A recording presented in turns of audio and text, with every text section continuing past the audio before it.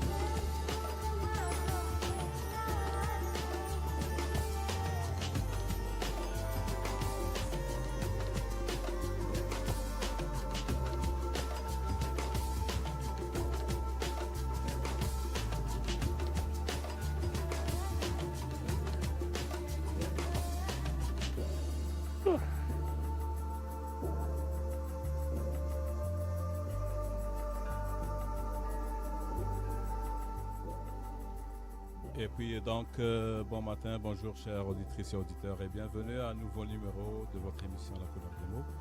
أهلا وسهلا بكم أيها الأحبة إلى عدد جديد من حصتكم ألوان الكلمات. Et j'ai le plaisir aujourd'hui donc d'accueillir une pléthore d'hommes et de femmes de lettres. Et dans le cadre d'une table ronde qui va s'organiser ce samedi. Donc vous doutez bien que c'est une émission enregistrée, donc le samedi 28 mars à 13h donc de l'après-midi. Et puis le titre de cette table ronde est du texte simple au genre littéraire. De quel niveau de langue avons-nous besoin? Et puis donc je vous présente donc mes invités. Donc on a en premier lieu donc Madame Marguerite Anderson, qui donc va participer à cette discussion de Toronto. Bon matin, Madame Anderson. Oui. Allô, ça va bien? Oui, ça va très bien. Bonjour, monsieur. Donc, on a aussi avec nous donc Olivia Tapiero. Bon. On a aussi donc Régent Auger et puis Francis Légacé. Bonjour auditeurs, auditrices. Bonjour tout le monde. Oui, allô. Et bonjour, donc, et puis Kamal Benkiran qui va donc être l'animateur de cette table ronde. Salut Kamal. Bonjour monsieur. Donc, chers auditrices et auditeurs, donc cette émission est une émission un peu spéciale, car comme vous le savez, donc La couleur des mots, c'est une émission juste de promotion de la poésie, de partage de musique, que ce soit en arabe ou en français. Et puis donc, en retour, on va écouter un peu de musique. Et puis en retour, on va essayer donc de Kamal Benkiran et puis les invités vont essayer de démystifier donc, le contenu de cette table.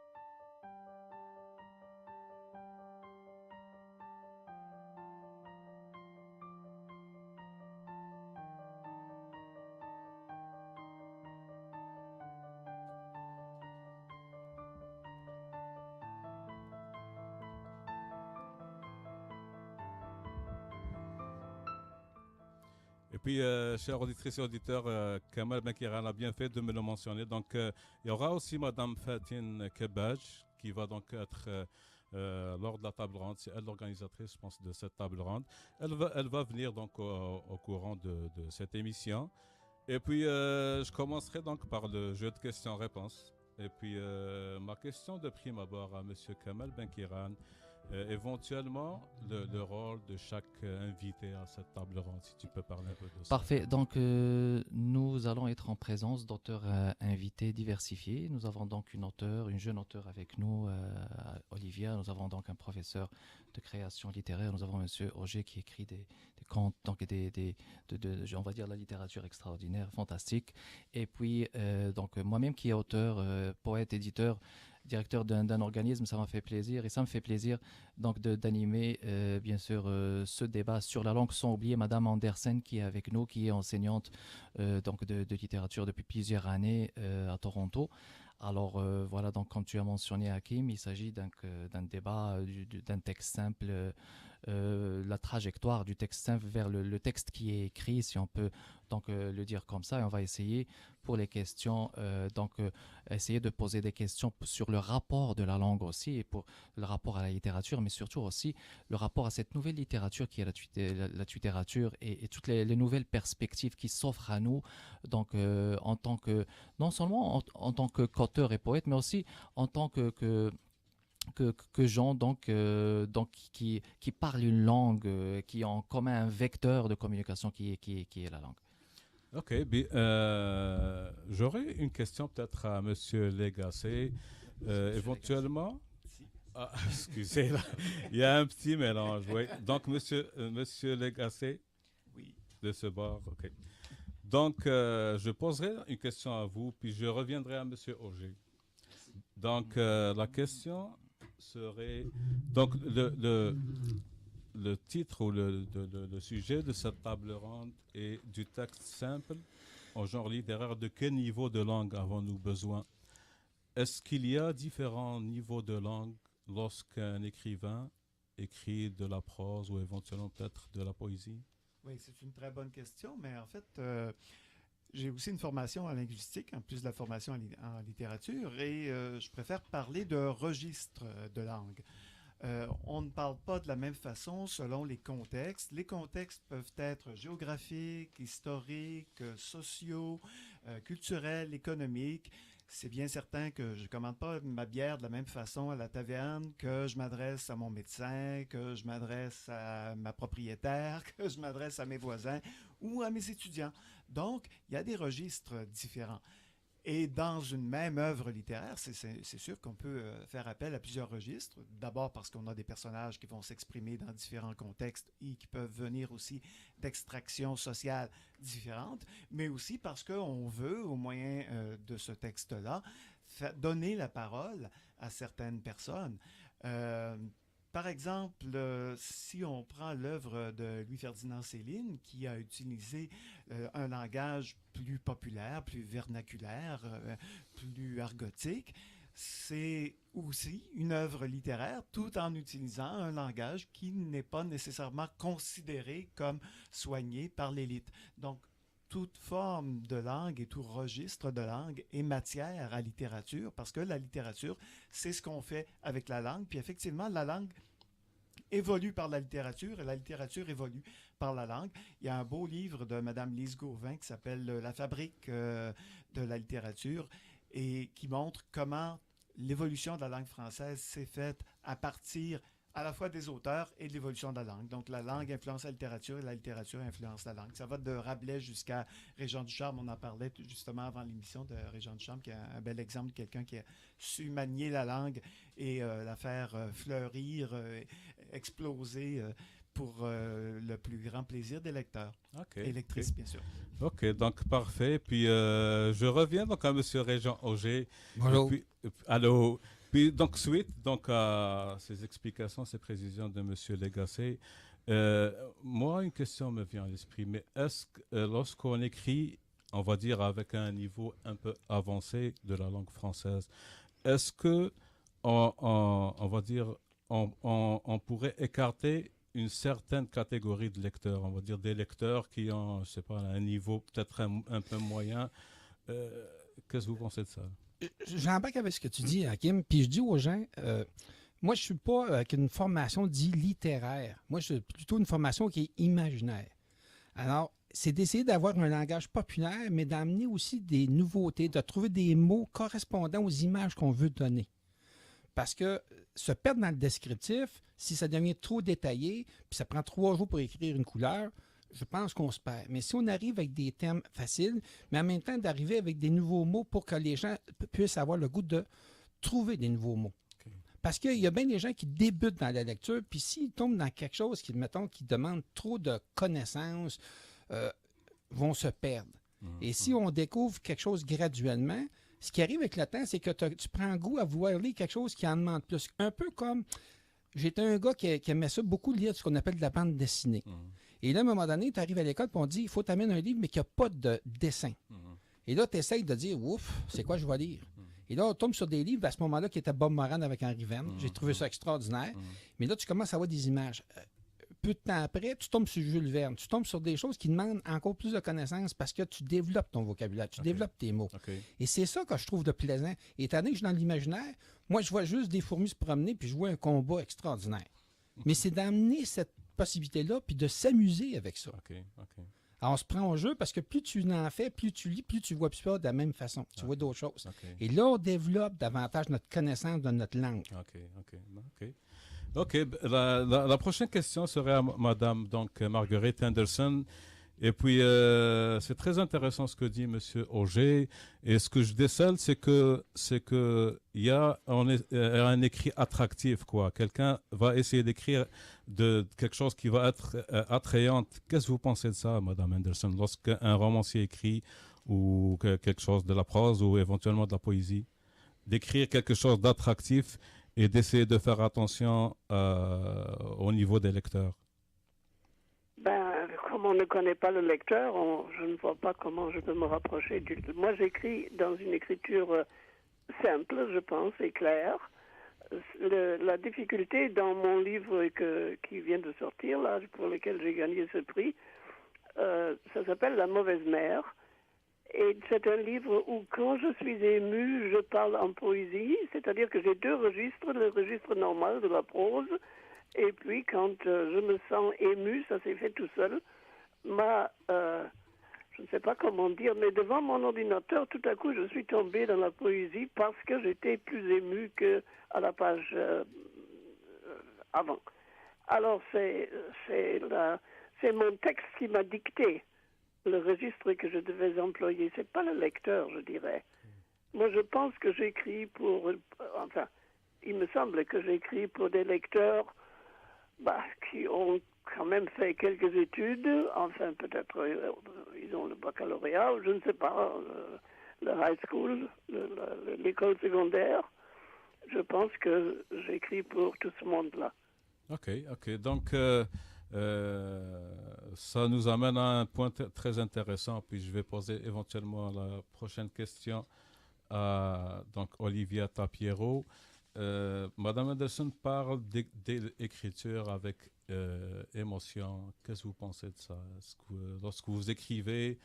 on ne peut pas écrire un livre sans être ému de temps à autre, voyons donc. Non, mais je vous dis, non, Madame Anderson, il y a des écrivains, on lit, et puis aussi, moi, je suis aussi écrivain. J'ai édité un roman, puis je suis aussi poète, j'ai sorti donc 3 recueils de poèmes.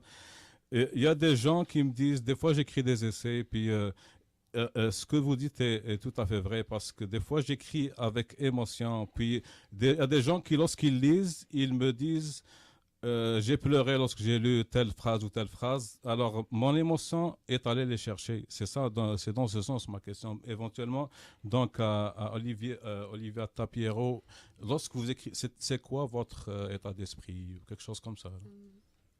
Moi, vous me dites émotion, j'entends plutôt instinct. C'est-à-dire d'être juste réceptif à l'état dans lequel on est. Il peut y avoir plusieurs variations, comme le dit Madame Anderson, selon ce que le texte demande et exige et rend possible. Et donc, il n'y a pas un état d'esprit, tout comme il n'y a pas un registre, je crois. La question ensuite, c'est de la palette, en fait. C'est d'avoir la possibilité de pouvoir nommer les choses différemment ou pas. Et c'est un apprentissage constant. Je crois que c'est jamais une maîtrise, c'est rarement une maîtrise absolue. Ok, puis je passe la parole à M. Lagacé, oui. Oui, j'aime beaucoup ce qu'Olivia vient de dire, l'instinct et être réceptif. En exergue de mon plan de cours en théorie de la création littéraire, j'avais inscrit une belle phrase d'Hélène Dorion, qui est une essayiste québécoise. Elle dit « J'incline à penser que l'écriture relève davantage de l'écoute que de l'expression. Être disponible, écouter, recevoir, ça fait partie beaucoup d'écrire, parce que l'écriture, c'est un dialogue. Et si on ne fait pas de dialogue, si on pense qu'on fait juste s'exprimer, on va à côté de... On peut faire quelque chose d'intéressant, mais ce n'est pas que ça. Entièrement d'accord. Je vais juste poser la question suivante à Mme Anderson. Des fois, je la pose à des écrivains. Est-ce que le romancier, est-ce qu'il écrit pour lui-même ou est-ce qu'il écrit pour ses lecteurs? Il écrit parce qu'il a besoin d'écrire. C'est une passion qu'il possède. Il ne peut pas s'empêcher. C'est comme si vous demandez à un peintre, est-ce que vous faites de la peinture pour vous-même ou pour les autres? On fait ça non pas pour soi-même. Évidemment, quand on se met à écrire un livre c'est fait pour être lu. Donc, c'est fait pour le lecteur. Mais c'est fait par une personne qui existe, elle aussi. Ok, donc il y a Kamal Benkiran qui a demandé la parole. On peut appeler ça un dialogue, Alors, c'est un dialogue entre le lecteur et l'écrivain. Justement, c'est un point très intéressant, celui de l'émotion, parce que personnellement, je pense qu'on ne peut pas écrire sans qu'il y ait une pulsion, sans qu'il y ait... parce que dans la littérature, il y a le contexte de l'intuition. Dans la langue, il y a le langage. Et à travers le langage, on pourrait s'exprimer. On a l'approche envers le texte, d'abord par intuition, puis on a notre rapport avec la langue. Donc, et pour faire le lien avec ta question, est-ce que vous écrivez pour le lecteur ou pour vous-même? Ça c'est une question que je dirais existentielle aussi. Hein. Moi, je dirais tout simplement que tout acte d'écrire, d'abord, c'est un acte de survie. Et c'est de survivre à travers l'écriture. Hein. Quand toutes les issues sont fermées, écoutez, à un moment donné, on se dit que l'écriture, c'est une cure, c'est une thérapie, à travers ça, donc, on pourrait exprimer tout ce qu'on a. Donc, au lieu d'aller dans un divan avec un psy, et puis à travers le rapport au texte et à travers nos idées, donc c'est un déversoir en quelque sorte. Ok, Monsieur Auger, oui, allez-y. Moi, j'ajouterais ceci. Moi, j'ai écrit pour soigner mon mal de langue.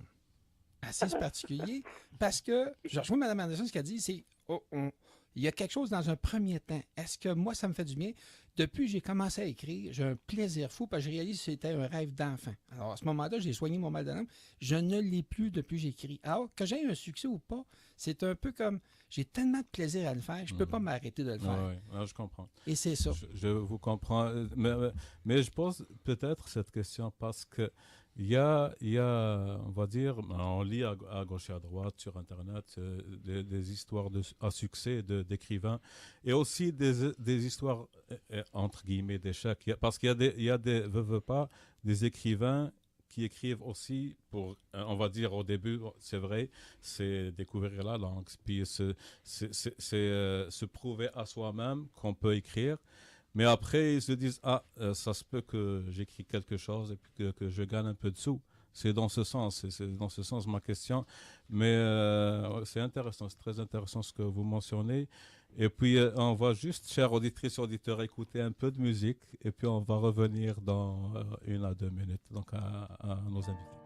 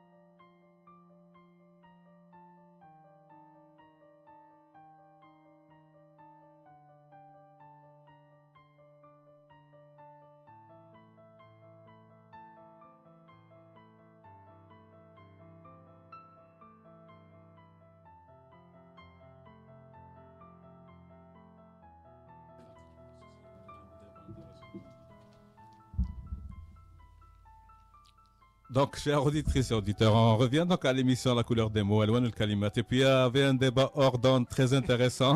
Et puis, donc, je vais laisser donc la parole à Monsieur Auger pour continuer éventuellement donc, le débat. Ben, ce qu'on parlait à honte, c'était un peu comme toujours le côté inspiration de ce qu'on est. Et le fait qu'on écrit, à un moment donné, on se met à regarder et à lire d'une façon totalement différente de comment on écrivait, je veux dire, comment on lisait, parce qu'on a envie de découvrir encore plus la façon que les autres écrivent aussi. De la façon, mettons, de rendre vivant un objet. Comment qu'on peut élaborer sur quelque chose de simple et en faire une histoire extraordinaire. Oui, c'est vraiment très intéressant. Oui, allez-y, monsieur. Oui. Monsieur L'une des questions que je posais à mes étudiants, c'est pourquoi écrit-on? Et il y avait toutes sortes de réponses. Et elles sont toutes intéressantes. Hein? Et je les ramenais à la réponse qui devrait sortir, qui parfois ne sortait pas. Et j'en faisais une liste. Elles sont toutes bonnes. Hein? Toutes les réponses qu'on donne sont nécessairement bonnes. Mais il y en a une qui parfois ne sortait pas, qui parfois sortait assez vite. C'est on écrit pour être lu. On écrit toujours pour être lu. Il y avait des gens qui me disaient non, moi j'écris puis je jette à mesure. Oui, mais ça, c'est pas être écrivain. Vous écrivez pas pour être écrivain. Là, vous écrivez pour vous défouler. C'est correct, c'est tout à fait normal. Mais si on veut dire qu'on est écrivain, on écrit pour être lu. Ne serait-ce que, puis même quand on ne veut pas être écrivain, on est toujours son premier lecteur. Et on se relit à un moment donné. Même si on écrit son journal, on va se relire à un moment donné pour se découvrir, pour entrer en dialogue. Alors, on entre toujours en dialogue quand on écrit, ne serait-ce qu'avec soi-même. On se crée société. On devient société soi-même quand on écrit. Et c'est formidable. Parce que répondre un peu à cette question? Oui, bien sûr. J'allais vous passer la parole, Mme Anderson. Donc, qu'est-ce que vous pensez de ce que vient de dire M. Lagacé? Oui, je voudrais réagir à cela. J'écris, je pense, parce que c'est un plaisir pour moi d'écrire. C'est quelque chose de difficile, quelquefois. Mais en tout cas, pour moi, c'est un plaisir de m'exprimer par écrit. Et il est vrai qu'après, évidemment, on se relit et puis on se demande, mais qu'est-ce qu'on a écrit là? Voilà mon chien qui aboie, qui lui aussi veut s'exprimer. Alors moi, c'est pour m'exprimer et pour me faire plaisir en moi, dans un sens. Et évidemment aussi pour être lu. Parce que sinon, un peintre, il peint pour accrocher ça sur un mur. Et nous, on écrit pour faire imprimer des livres que les gens aiment lire. Il y a beaucoup de gens qui aiment lire.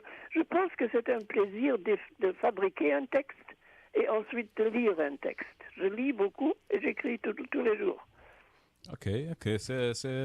C'est très intéressant. C'est toujours vraiment, c'est des interventions très intéressantes. Je passe peut-être la parole à Kamal Benkiran. Oui. Écoute, c'est une question encore une fois existentielle et éternelle même, je dirais, parce que des fois, c'est comme enfanter quelque chose de nouveau au monde, qui est l'acte d'écrire, et comme quand on finit un texte et qu'on le termine et qu'on le polit, il y a des auteurs qui écrivent plusieurs années, 1 année, 2 années, 3 années, puis après, lorsqu'ils voient leur nouveau-né devant eux, peut-être ils disent que c'est la perfection. Et la question, est-ce qu'on est devant la perfection à ce moment-là? On ne sait jamais, parce qu'il y a plusieurs auteurs, et ça c'est une autre question, il y a plusieurs auteurs qui se disent, est-ce que vraiment, lorsque j'ai fini mon livre, est-ce que c'est vraiment ça que j'ai voulu? Et là, la question de la perfection intervient, c'est ça le point sur lequel je voulais... Ok. Ça m'a amené, en tout cas, j'ai une question qui me pop ici à l'esprit. Éventuellement, est-ce qu'il y a une formule gagnante pour écrire un roman? Éventuellement, est-ce qu'on peut parler d'une certaine formule? Il faut travailler tous les jours, s'asseoir tous les jours et travailler à ce roman tous les jours. On ne peut pas faire ça une fois par mois, il faut le faire tous les jours. Voilà ma recette. Ok. Olivia Tapiero, est-ce qu'il existe une formule gagnante pour écrire un roman? Je crois que non. Il faut essayer, il faut continuer à essayer, c'est ça? Ouais, le terme gagnant, en fait, non, je crois que c'est jamais abouti. On gagne pas, mais on joue par contre. Ma question dans le sens formule gagnante, est-ce qu'il y a une formule qu'on peut appliquer et qui va faire que le roman va être un best-seller? C'est ça ma question. C'est pas gagnant dans le sens gagnant. Probablement. Pour faire de l'argent, si gagnant, c'est faire de l'argent. C'est best-seller, c'est ça gagnant. Certainement, oui. Okay. Il y a aussi Madame Fatin Kabaj qui vient donc de nous rejoindre au studio. Bonsoir, bonjour, Madame Kebaj. On va juste rapprocher un peu le microphone. Allô, bonsoir. Oui, bonsoir. Ça va bien? Oui, ça va, merci. Donc, j'ai tout à l'heure posé une question à Monsieur Benkiran, à savoir c'est quoi le rôle de chaque écrivain, homme ou femme de lettres, durant cette table ronde, donc de ce samedi 28 mars. Et je vous repose éventuellement peut-être la même question. Ça va être quoi le rôle de M. Benkiran et vous-même et les autres? Le rôle de M. Benkiran, ça va être bien entendu, c'est lui l'animateur de cette table ronde. Donc, d'ailleurs, la table ronde, elle est ouverte à tout le monde, à tous les Montréalais. Et je les invite à venir assister à cette table ronde. C'est dans le cadre de la célébration de la Semaine du français à l'Université de Montréal. Donc, l'Association générale des étudiantes et étudiants de la Faculté d'éducation permanente à l'Université de Montréal organise cette table ronde. Et puis, elle a l'honneur de regrouper des écrivains qui sont de renom national et international, donc qui sont avec nous aujourd'hui au niveau du studio. Et donc, ça va. Le plus important, c'est vraiment de débattre de la question du texte simple au genre littéraire, de quel niveau de langue avons-nous besoin.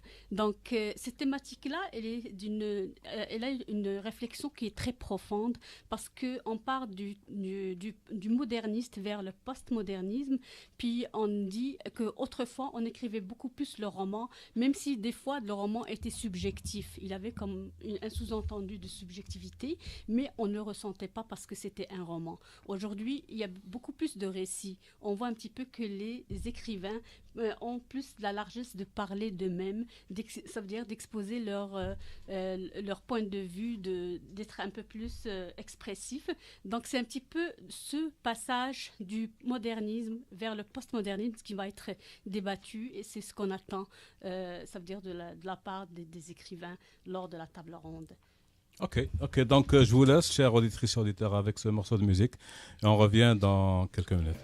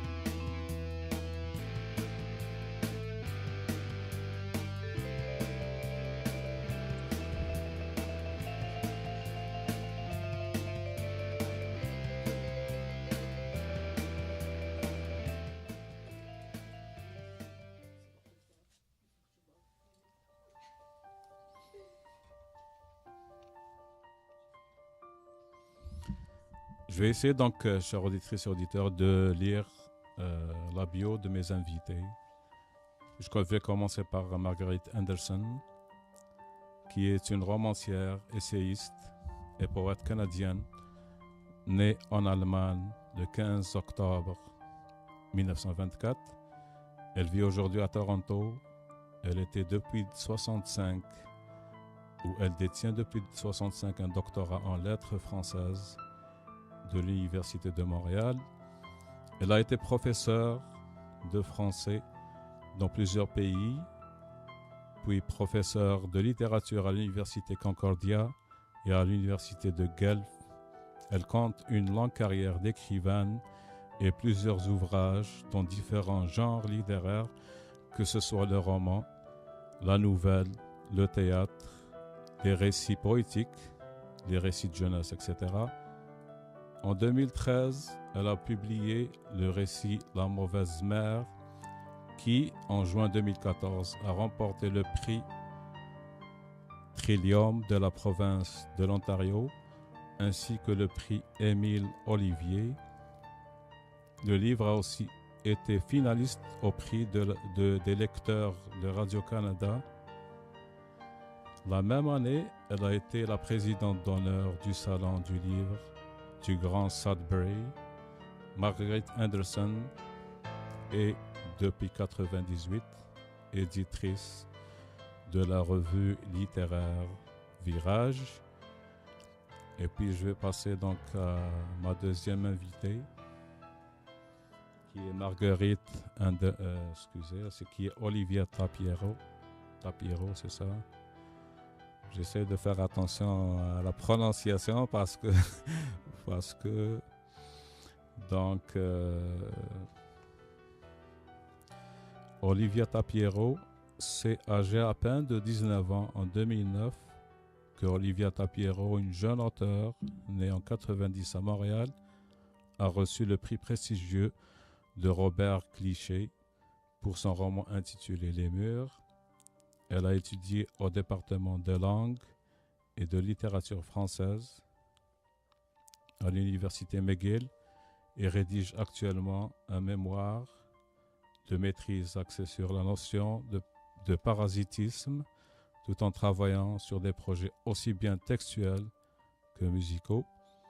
C'est une auteure qui possède un talent remarquable en écriture. Espace est son deuxième roman, paru donc en 2012 chez l'éditeur XYZ.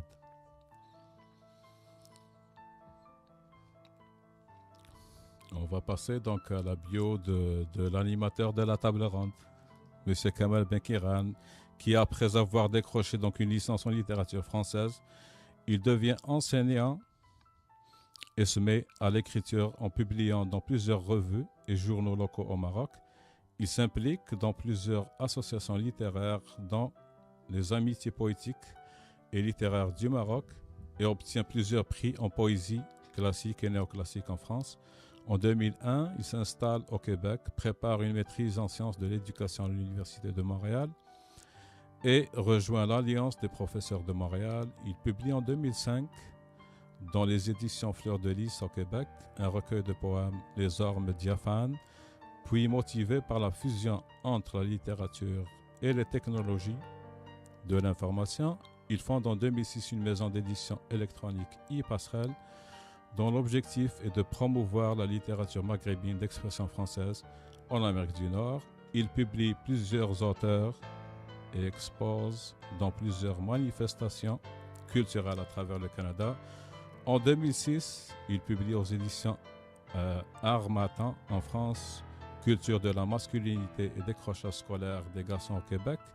Puis en 2010, un autre recueil de poèmes aux éditions du Cygne en France, dans la chaire du cri. Il a participé au Québec à plusieurs projets dans le cadre de la promotion de la culture marocaine au Canada et continue aussi ses travaux sur la problématique de l'immigration, de l'exil et de la double appartenance. Je passe donc à la bio. J'essaie juste d'attendre que la technologie affiche la page là, parce que je suis en train de lire à partir donc d'une tablette électronique. Donc, je passe à M. Francis Lagacé, donc fondateur de la maison d'édition Les Écrits Francs depuis 2006. Francis Lagacé a à son actif une longue expérience professionnelle riche et variée, partagée entre l'enseignement, l'écriture et le militantisme. Docteur en études françaises, création littéraire et narralogie, obtenu en 1997 à l'université de Sherbrooke, M. Lagacé a enseigné en tant que chargé de cours plus de 10 ans dans plusieurs universités, soit l'Université de Montréal, l'Université de Québec à Montréal, l'Université d'Ottawa et l'Université Laurentienne à Sudbury. M. Lagacé est convaincu que le syndicalisme est la meilleure façon de protéger les employés et d'exercer de la pression auprès des gouvernements pour avoir des droits à occuper de hautes fonctions dans plusieurs grands syndicats du Québec. Il a occupé donc plusieurs fonctions, telles que le Conseil central du Montréal métropolitain, la Fédération nationale des enseignantes et enseignants du Québec et la Confédération des syndicats nationaux. Auteur montréalais, poète, novelliste, romancier et chroniqueur, M. Lagacé possède une grande bibliographie qui traite divers sujets et intérêts de l'auteur, les traces de Sigma et son dernier livre publié en 2014. Et je passe maintenant donc à M. Régent Auger. Et comme j'ai dit, on va juste attendre que la technologie affiche. On est des fois lié à la technologie. Donc, ça va venir, ça va pas être long.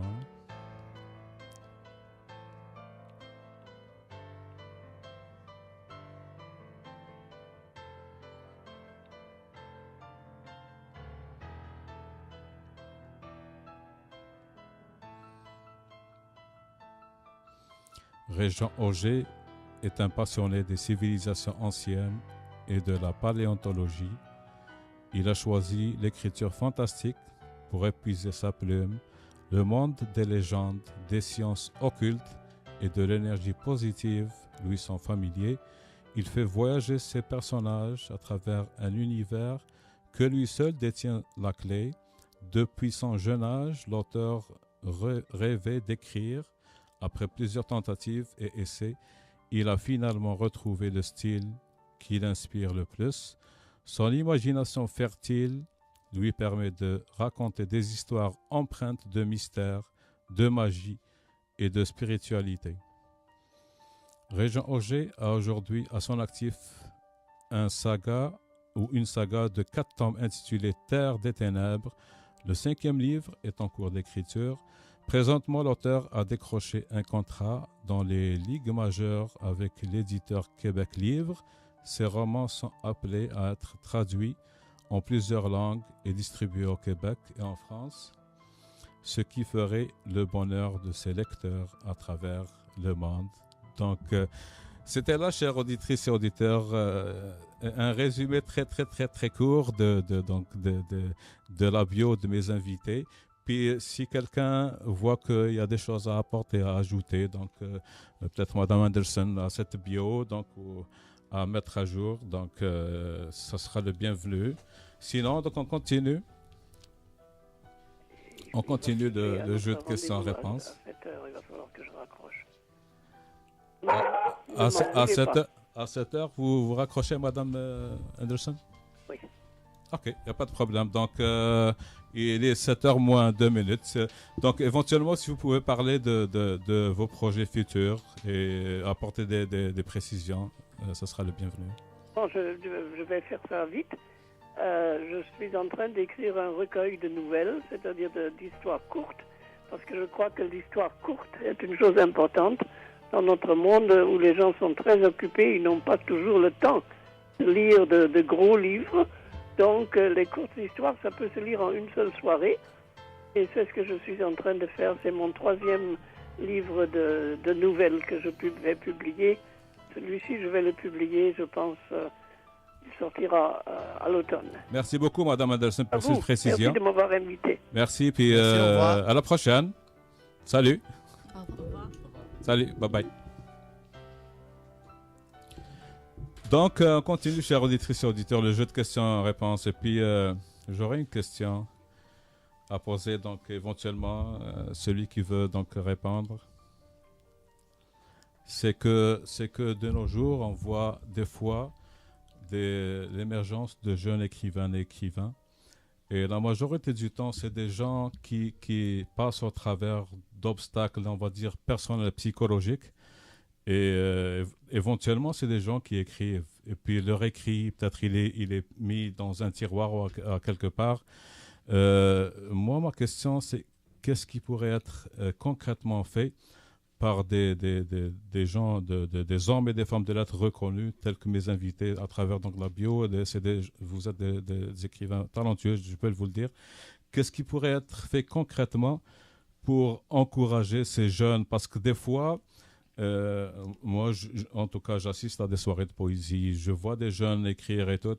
La majorité du temps, quelqu'un qui commence, c'est-à-dire qui franchit le premier obstacle, timidité ou autre, il y a comme c'est un balbutiement, donc il y a des petites erreurs des fautes de français, des fautes d'orthographe, mais qu'est-ce qui pourrait être fait concrètement via les nouvelles technologies pour éventuellement encourager ces jeunes à aller de l'avant et continuer? Vous pouvez intervenir. Si vous permettez, je vais répondre. Vu que j'avais travaillé en quelque sorte avec des jeunes au début, écoute,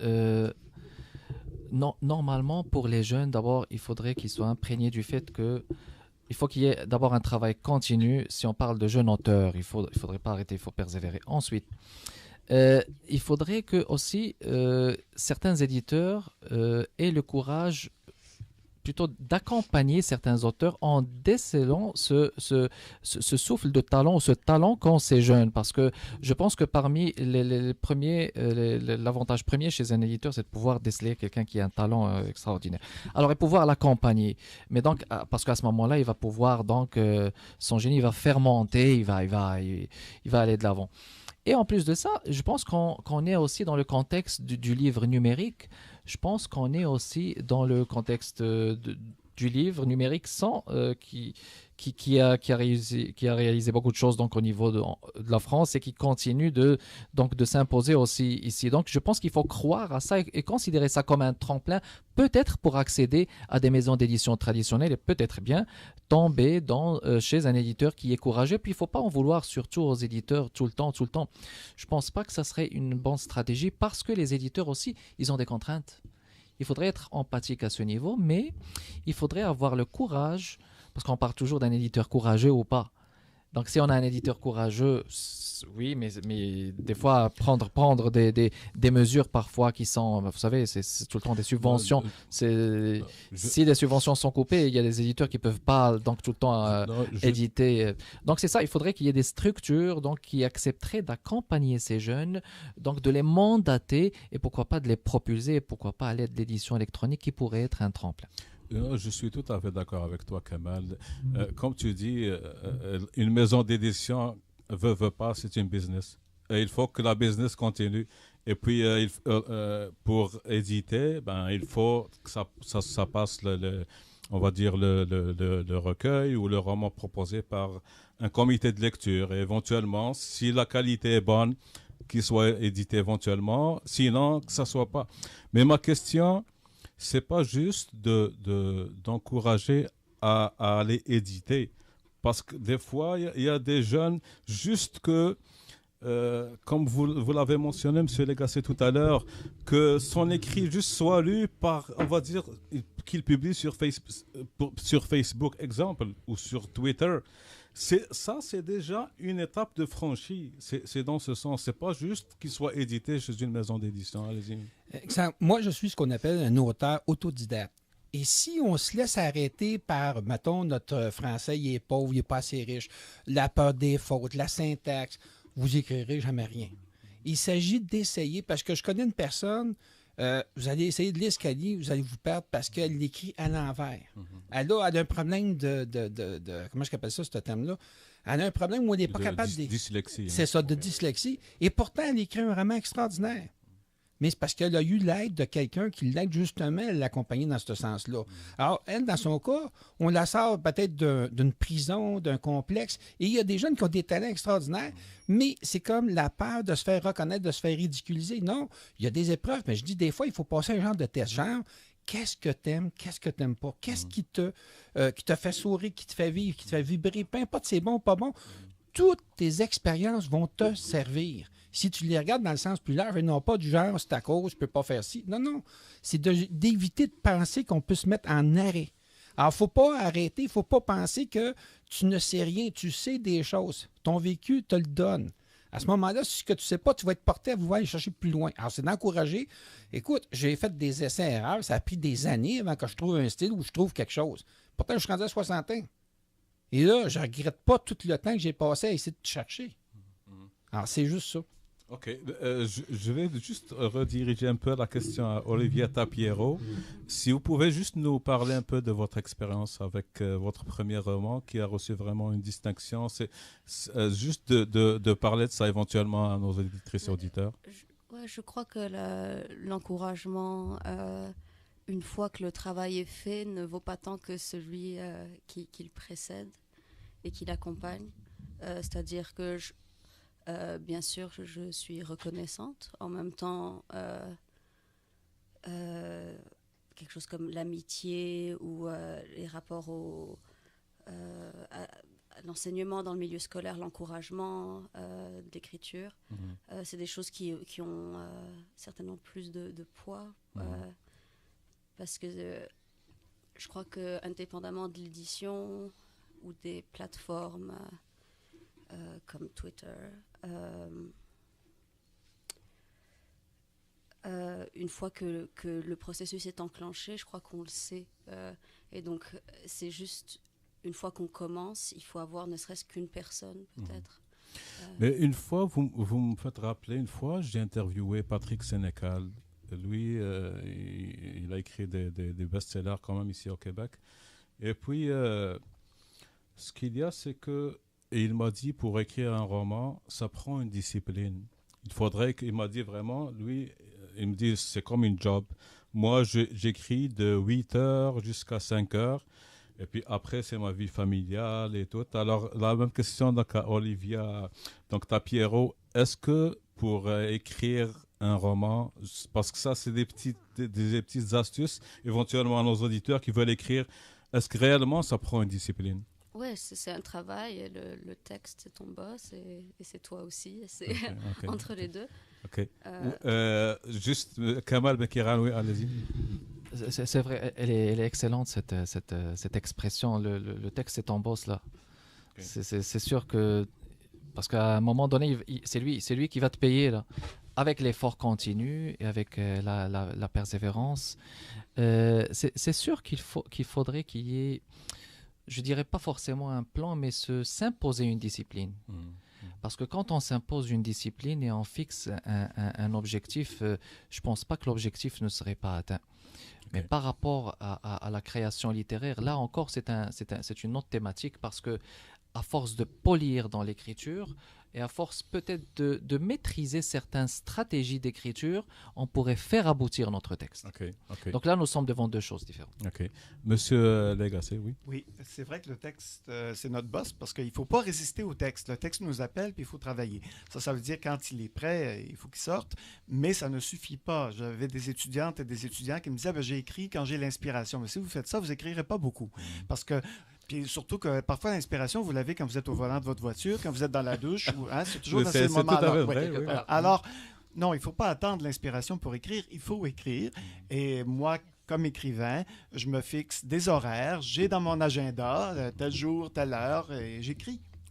Et puis même si ce qu'on écrit n'est pas bon, c'est pas grave, on a écrit, on a travaillé, c'est comme la sculpture, c'est comme la peinture, n'importe quoi. On fait le travail, on a un matériau, on doit travailler avec, et après, on peut garder ce qui est bon, on peut le modifier, et ainsi de suite. Mais il faut se donner une discipline, effectivement. C'est un travail, écrire. C'est pas un passe-temps. C'est Olivia, oui, allez-y. En même temps, cette discipline, je crois c'est très personnel parce que chacun a son processus, chaque texte impose une temporalité différente là. Et donc la discipline, ça peut être d'aller prendre une marche le matin parce que tu sais que c'est ça qui marche. Et même aussi, je pense, ça dépend des engagements professionnels aussi de l'individu. Quelqu'un, on va dire, qui travaille à temps partiel, il peut avoir plus de temps à écrire que quelqu'un à temps plein ou quelque chose comme ça, oui, monsieur. Et je suis d'accord avec Olivia parce qu'en même temps, il faut se donner un temps de repos. Parce que quand ton cerveau il est plein, il est en ébullition, puis tu veux forcer tout ce que tu vas faire, c'est comme, excusez l'expression, c'est du radotage.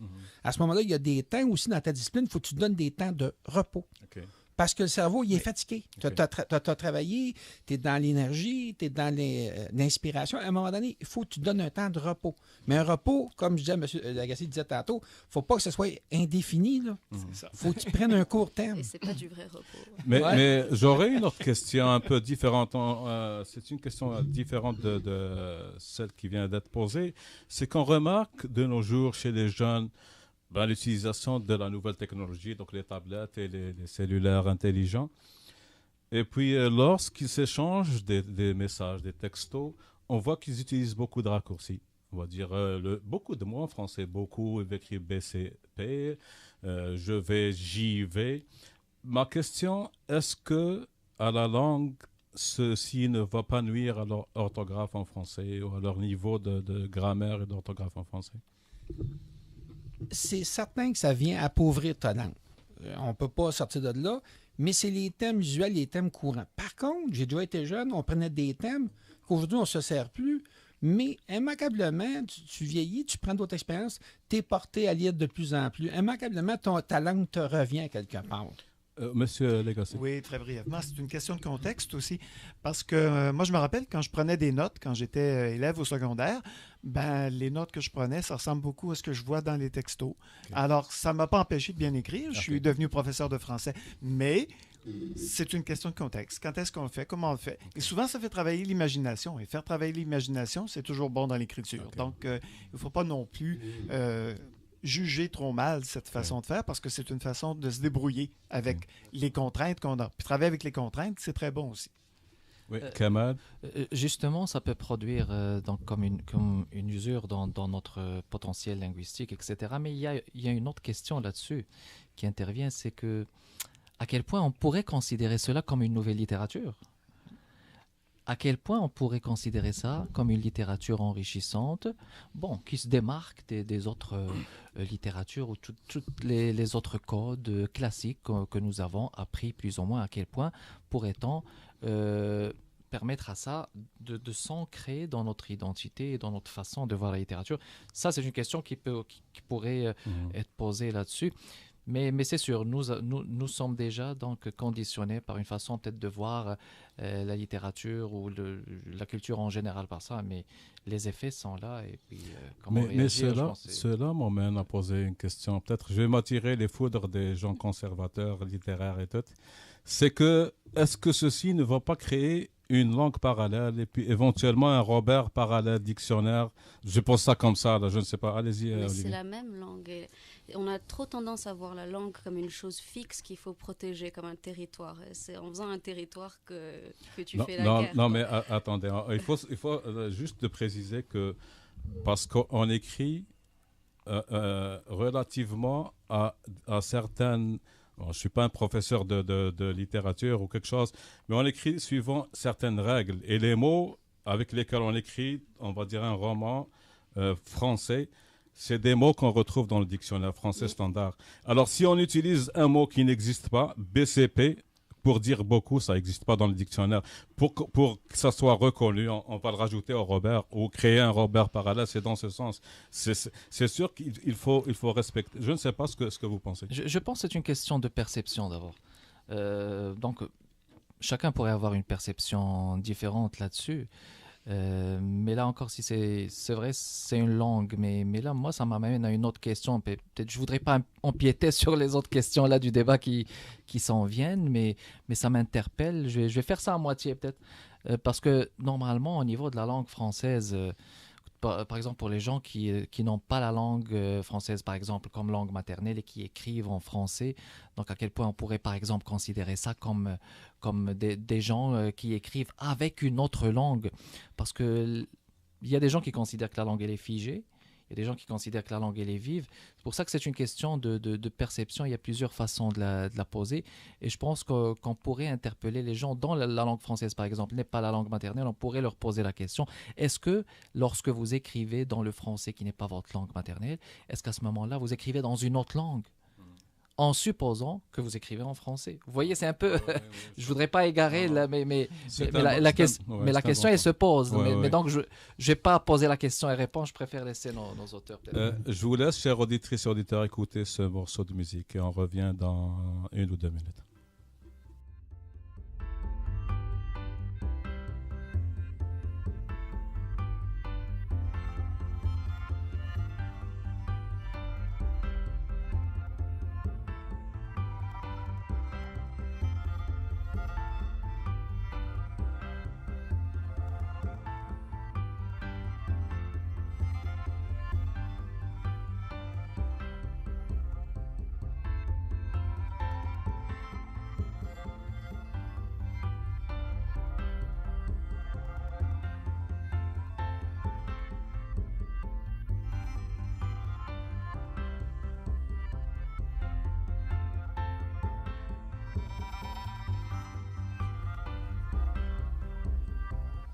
Donc, on revient, chers auditrices et auditeurs. Donc, on est toujours à l'émission La couleur des mots, Alouane al-Kalimat. Et puis, on parle donc de la table ronde qui donc, va s'organiser le samedi 28 mars. Donc, je vais juste préciser l'endroit. C'est au fait au 3200 Jean Briand. C'est la Bruante qui est un resto-pub, je pense. Et puis au local B, 2326. Puis il y a monsieur Auger. Il y a monsieur Auger qui veut juste parler d'une... Allez-y, il veut parler de quelque chose. C'est pour rejoindre ce que Kamal disait tantôt, j'ai une petite anecdote. Dans les années début 80, je travaillais dans la fourrure et on était des francophones, il y avait des Vietnamiens, des Grecs, des Haïtiens, il y avait des gens de toutes les nations et on essayait de parler en anglais parce que c'était la seule langue où on essayait de se rejoindre. Et là, un jour, il y a un Anglais qui s'en vient puis il commence à nous écouter parler. Lui, il ne comprenait rien du tout. Et nous autres, on pense qu'on parle anglais. Il y avait un mot français, il y avait un mot italien, il y avait un mot grec. Mais nous autres, on parlait de l'anglais, mais on parlait toujours de la même chose. Tout le monde se comprenait, sauf celui qui était anglais. Ça vous donne une idée. OK. Donc, je vais juste passer donc la parole à Mme Kabaj, puis elle veut peut-être apporter une précision. Effectivement, j'aimerais apporter une précision. Oui, l'accueil se fera au 3200 Jean Briand à la Brunante, mais les deux activités se tiendront plutôt au B2305, donc c'est la grande salle à l'Université de Montréal au 2e étage. Donc il va y avoir une dictée qui est précédée de la table ronde. C'est la première édition de la dictée Émile Olivier. Okay. Donc, elle porte le nom de Feu Émile Olivier, qui est une légende québécoise d'origine haïtienne au niveau de l'écriture. Et Madame Anderson, qui est récipiendaire du prix Émile Olivier, c'est elle qui dictera le texte de son cru. OK, donc c'est parfait, merci beaucoup. Puis on arrive, c'est le jingle de la fin de l'émission, mais l'émission a passé rapidement. Je vous remercie beaucoup. Donc, je remercie mes invités en commençant donc par Madame Fatine Kabaj, Olivia Tapiero, merci. Et puis Madame donc Marguerite Anderson qui nous a joint donc de Toronto. Merci Monsieur Régent Auger. Merci. Kamal Benkiran. Merci beaucoup. Et merci beaucoup, Monsieur Francis Légassé. Et puis, oui, puis donc ne manquez pas donc cette table ronde qui semble être très intéressante. Donc avis aux amateurs. Merci beaucoup et à la prochaine. Merci.